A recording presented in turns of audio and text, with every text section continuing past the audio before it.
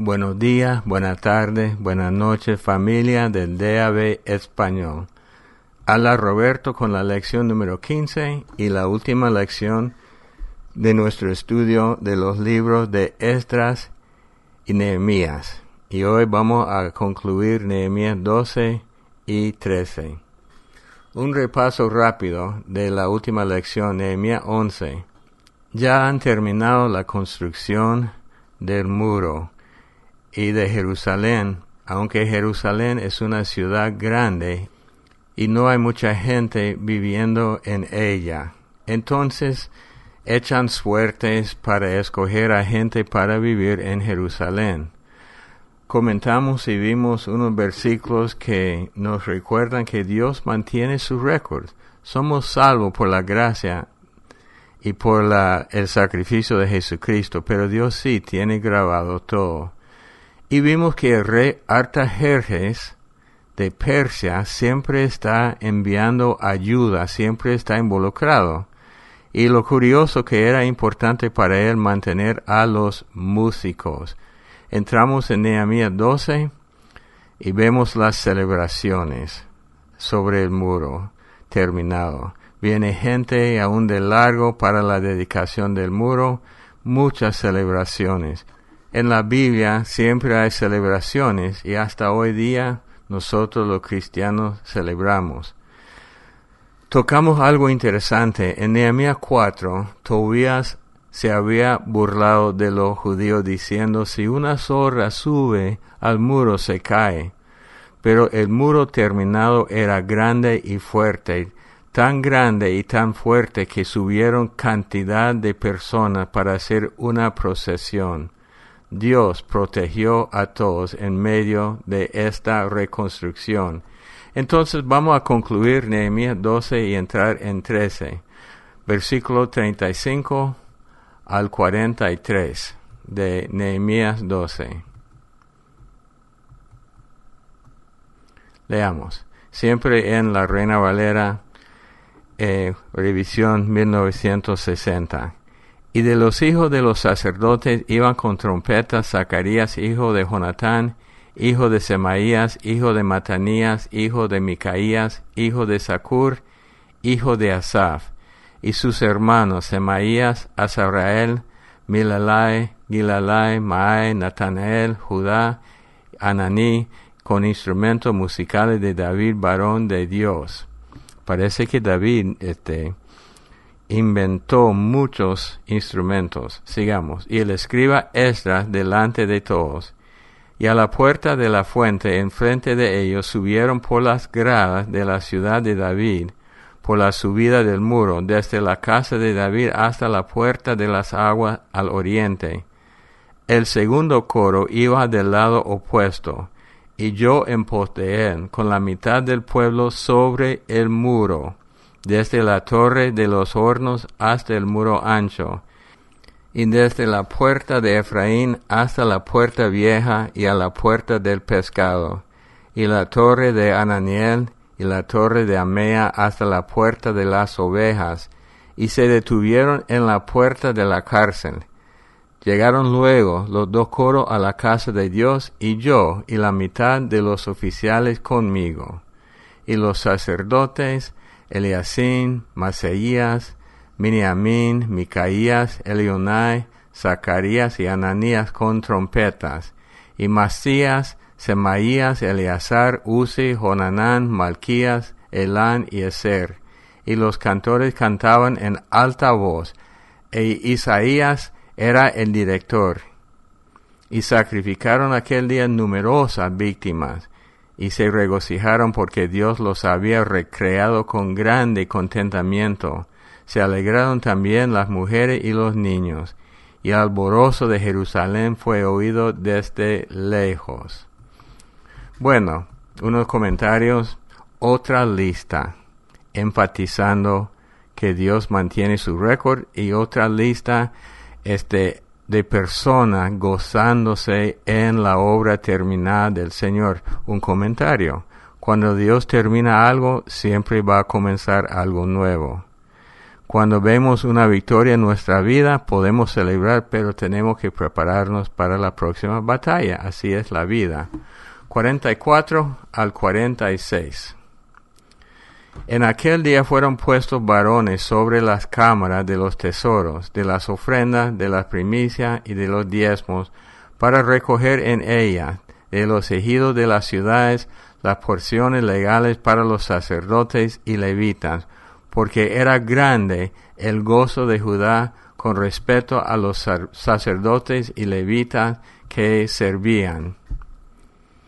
Y habían cumplido el servicio de su Dios y el servicio de la expiación, como también los cantores y los porteros, conforme al estatuto de David y de Salomón su hijo. Porque desde el tiempo de David y de Asaf ya de antiguo había un director de cantores para los cánticos y alabanza y acción de gracias a Dios. Bueno, con el 47. Y todo Israel en día de Zorobabel y en día de Nehemías daba alimento a los cantores y a los porteros, cada cosa en su día. Consagraban asimismo sus porciones a los levitas, y los levitas consagraban parte a los hijos de Aarón. Bueno, había cámaras para los tesoros, incluyendo los diezmos y las ofrendas, y todos estaban participando. Todo Israel, desde el norte hasta el sur, parece que Israel ya está celebrando. Y como hemos comentado en el libro de Nehemías y también en el Nuevo Testamento, después de este momento no hay mucha diferencia entre Israel y Judá, aunque en geografía sí. Alguna literatura inglesa habla de las 10 tribus perdidas, pero no es cierto, porque aún Ana en el templo sabía que era de la tribu de Aser. Entonces, eso es ficción. Nehemías 13, entremos. Vamos a leer los primeros 3 versículos. Aquel día se leyó en el libro de Moisés, oyéndolo el pueblo, y fue hallado escrito en él que los amonitas y moabitas no debían entrar jamás en la congregación de Dios, por cuanto no salieron a recibir a los hijos de Israel con pan y agua, sino que dieron dinero a Balaán para que los maldijera. Mas nuestro Dios volvió la maldición en bendición. Cuando oyeron pues la ley, separaron de Israel a todos los mezclados con extranjeros. Entonces, según lo escrito, los amonitas y los moabitas no podían ser parte de Israel. Pero esa regla era algo en general, porque hay una excepción grande en la Biblia.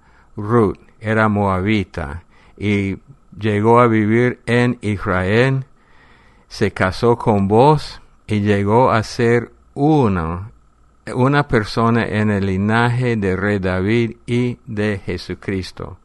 Entonces Dios tiene su gente. A veces pienso en la batalla de Ezequiel 38 y 39, cómo sería ser un soldado ruso que es cristiano viajando para Israel.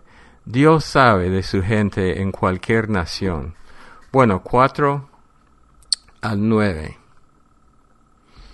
Y antes de esto, el sacerdote Eliasib, siendo jefe de la cámara de la casa de nuestro Dios, había emparentado con Tobías. ¡Qué problema! Y le había hecho una gran cámara en la cual guardaban antes las ofrendas, el incienso, los utensilios, el diezmo de grano, del vino y del aceite, que estaba mandado dar a los levitas, a los cantores. Interesante, es muy importante los cantores en Israel. Hasta hoy día la música sana es algo que usa Dios. Ok, regresando al texto. A los cantores, a los porteros y la ofrenda de los sacerdotes. Mas a todo esto yo no estaba en Jerusalén, porque en el año 32 del Artajerjes, rey de Babilonia, fui al rey, y al cabo de algunos días pedí permiso al rey para volver a Jerusalén. Entonces parece que había regresado a su trabajo y pide permiso una vez más para ir a Jerusalén.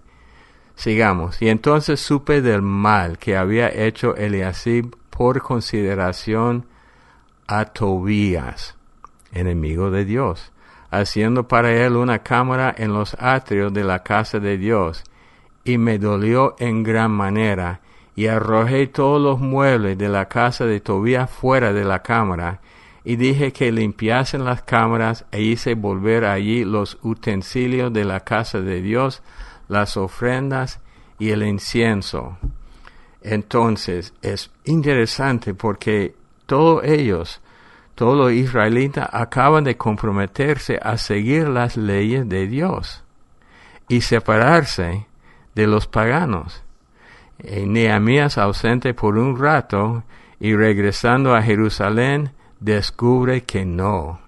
Hasta el sacerdote Eliasib llegó a ser pariente de Tobías, tal vez por matrimonio, y le dio permiso para vivir o hacer su negocio en una de las cámaras del templo, en la que guardaban las ofrendas y los utensilios importantes. Nehemías saca todas sus cosas y limpia el lugar y pone de nuevo lo que debe estar. Recuerden de otras lecciones que Nehemías podía ser violento y vamos a ver muy pronto la violencia de él otra vez. Versículo 10. Encontró asimismo que las porciones para los levitas no les habían sido dadas y que los levitas y cantores que hacían el servicio habían huido cada uno a su heredad, pues que los levitas no recibían nada para su servicio, y sabemos que aún el rey de Persia estaba dando para los cantores. Ellos tenían que hacer otros trabajos para sobrevivir. Ahora ya sabemos que Nehemías está enojado. 11 al 14. Entonces reprendí a los oficiales y dije, ¿por qué está la casa de Dios abandonada? Y los reuní y los puse en sus puestos. Y todo Judá trajo el diezmo del grano, del vino y del aceite a los almacenes. Y puse por mayordomo de ellos al sacerdote Selemías y al escriba Sadoc, y de los levitas a Pedaías, y al servicio de ellos a Anán, hijo de Zacur, hijo de Matanías, porque eran tenidos por fieles. Y ellos tenían que repartir a sus hermanos.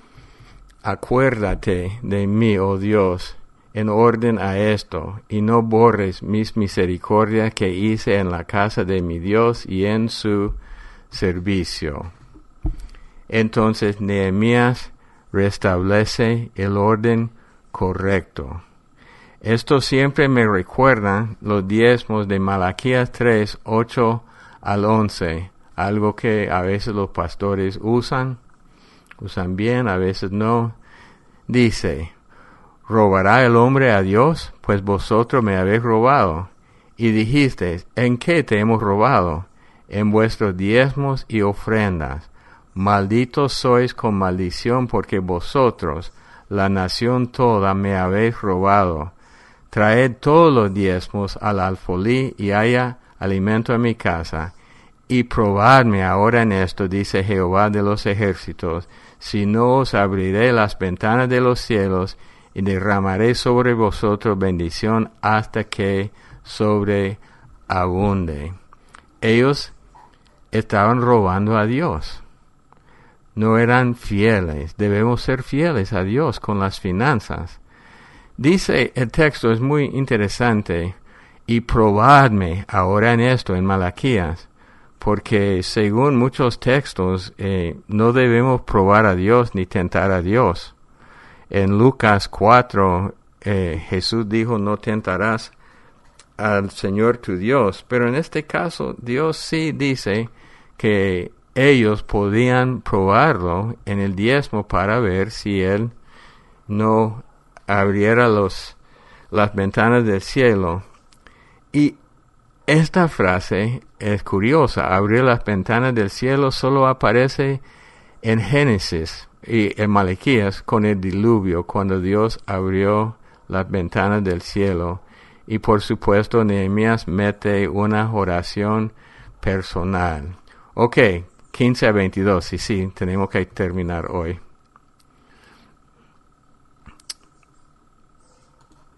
En aquellos días vi en Judá algunos que pisaban en lagares en el día de reposo, y que acarreaban haces, y cargaban asnos con vino, y también de uvas, de higos, y toda suerte de carga, y que traían a Jerusalén en día de reposo, y los amonesté acerca del día en que vendían las provisiones.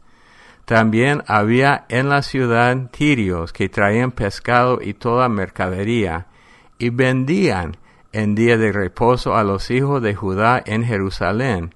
Y reprendí a los señores de Judá y les dije, qué mala cosa es esta que vosotros hacéis, profanando así el día de reposo.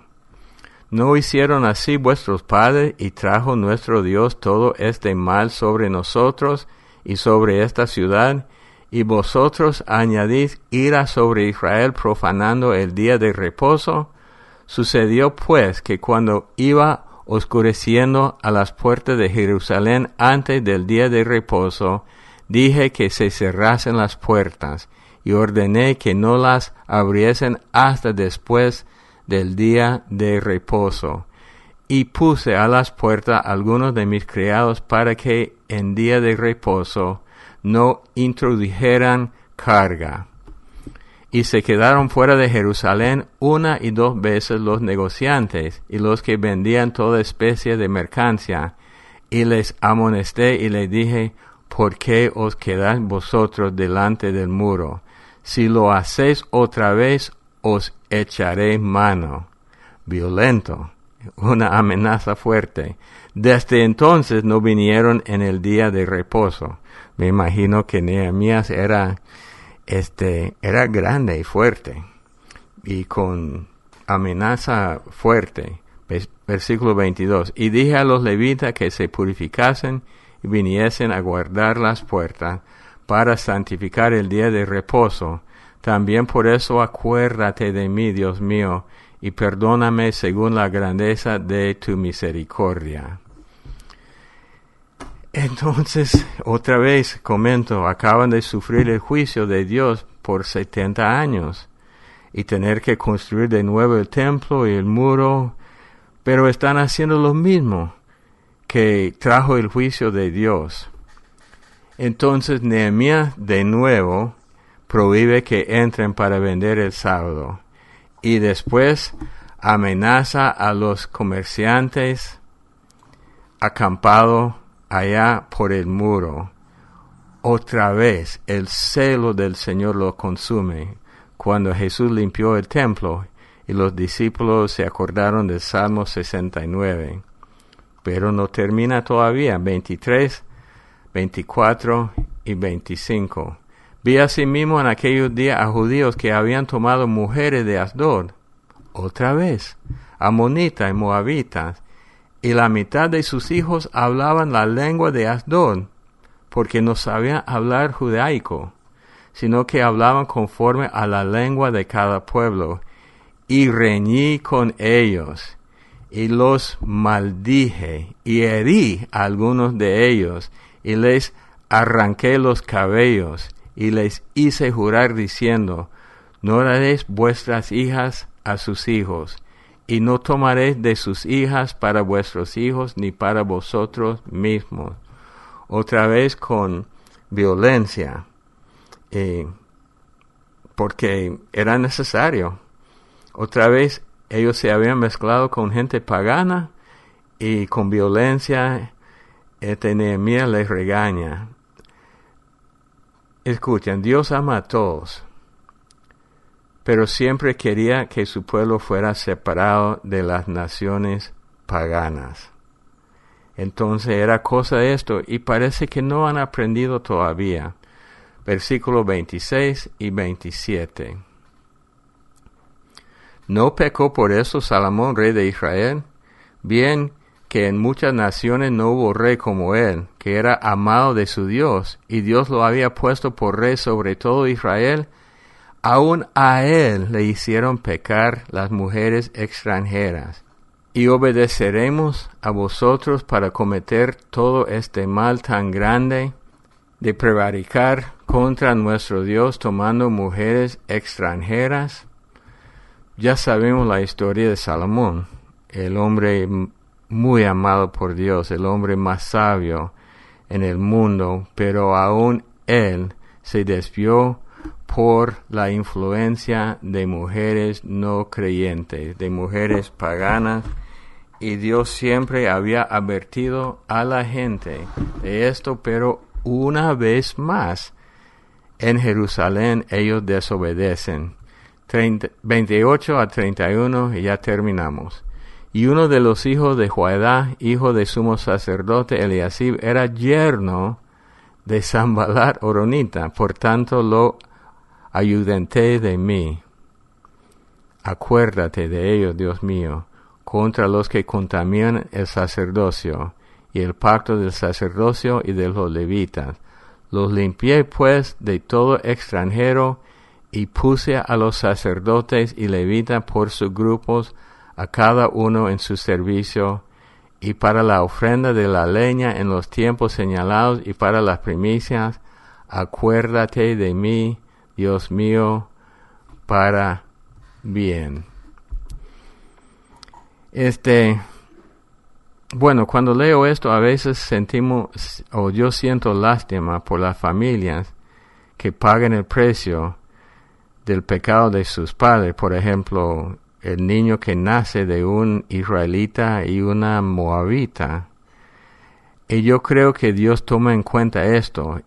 En un caso individual ya entendemos esto, pero era cosa para proteger la nación entera.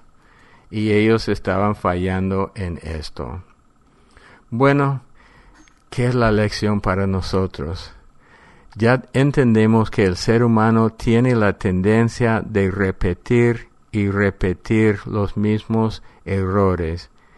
Que nosotros dejemos de seguir este camino. Padre Dios, te damos gracias por esos dos libros de Nehemías, de Esdras.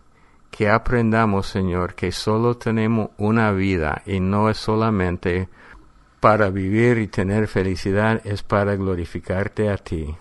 Te pido, Señor, que tú bendiga a cada uno que ha escuchado esta serie de enseñanzas, que sigamos siendo fieles y que nuestros hijos sean fieles también en el nombre de Cristo Jesús. Bueno, hermano, que Dios los bendiga.